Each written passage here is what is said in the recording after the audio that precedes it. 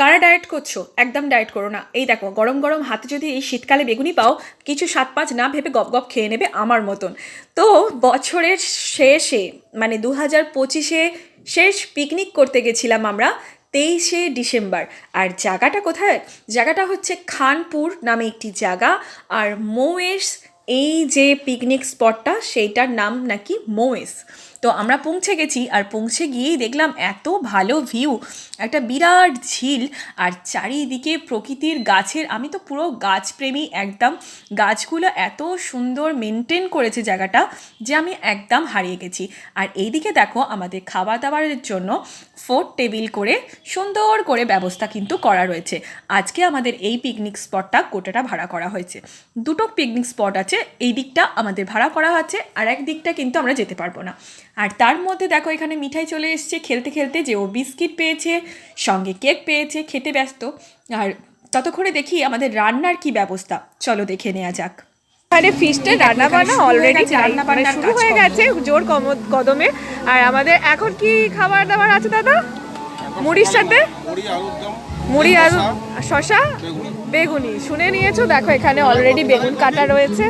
ওইখানে দেখো বেসন ফেটিয়ে রাখা হয়েছে। দেখো ওখানে কফি বানানো হচ্ছে জোর কদমে। দেখতে পাচ্ছ কতটা কফি দেওয়া হচ্ছে দুধের মধ্যে, একদম দারুণ কফি বানাচ্ছে। তো এরপর আমরা একটু কফি খাবো। আর ওখানে দেখো আলুর দম কষানো হচ্ছে। তো এখানে রান্নার সরঞ্জাম সব চলছে, চলুক। আর আমাদের পিকনিকও প্রায় জমে উঠেছে। পেলে মেনু স্টার্ট হয়ে গেছে, দেখতে পাচ্ছ এখানে কিচেনে রান্না বান্না হচ্ছে। আর এখানে পিকনিক পুরো জমে উঠেছে, সাইডে দারুণ মিউজিক বাজছে। আর আমরা এই দেখো, এই যে আমার মা আমার পিছু পিছু কেন ঘুরছে বলো তো?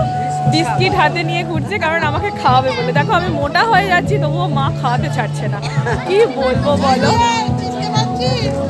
যতক্ষণ না বিস্কুটটা খাচ্ছি, মা পিছন থেকে কিছুতেই যাবে না। তার থেকে ভালো বিস্কুটটা খেয়ে নেওয়া। আর বিস্কিট খেতে খেতেই দেখছি এখানে আমাদের এই দাদা চলে এসছে একদম মালাই মার্কে কফি দিতে। আর সারা দিনে এই কফি তো চলতেই থাকবে, কারণ তখন ঠান্ডাটা বেশ জাঁকিয়ে পড়েছিল। আর এই কফি খেতে খেতে চলো তোমাদের দেখাই পার্কটা এতটাই সুন্দর, এতটাই প্রকৃতিটা, বিশেষ করে চারিদিকের গাছপালা, শান্ত নির্জন পরিবেশ। আর একদম পার্কটা কর্তৃপক্ষরা দায়িত্ব নিয়ে, যারা এই পার্কটা সামলায়, তারা কিন্তু একদম নিট অ্যান্ড ক্লিন করে রেখেছিল। চারিদিক একদম গোছানো আর পরিষ্কার পরিচ্ছন্ন। আর এখানের ফুলের বাগানটা দেখতে পাচ্ছ কতটা সুন্দর, দেখো। আর এই গোলাপ ফুলের গাছটা দেখলে তো মনটাই ভালো হয়ে যাচ্ছে। আর তোমাদের কার কার আমার ভিডিও ভালো লাগে তারা কিন্তু অবশ্যই কমেন্ট, ফলো আর লাইক করে যেতে ভুলো না। আর সঙ্গে আমার ভিডিওগুলো একটু শেয়ার করে দিও, আর ফলো করে পাশে থেকো। সব কথাগুলো আমি একবারে বলে দিলাম। আর বলতে বলতে মিঠাইকে খাওয়ানোর ডাক পড়েছে, চলে গেলাম শশা, বেগুনি আর গরম গরম আলুর দম দিয়ে মিঠাই সোনাকে মুড়ি খাওয়াতে।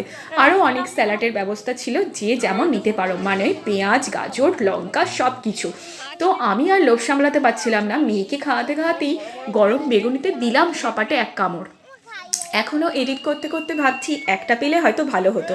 দেখা হচ্ছে নেক্সট পার্টে। আর শেষকালে আমার মিঠাই সোনার গানটা দিয়ে আজকের ভিডিওটা শেষ করছি। টাটা।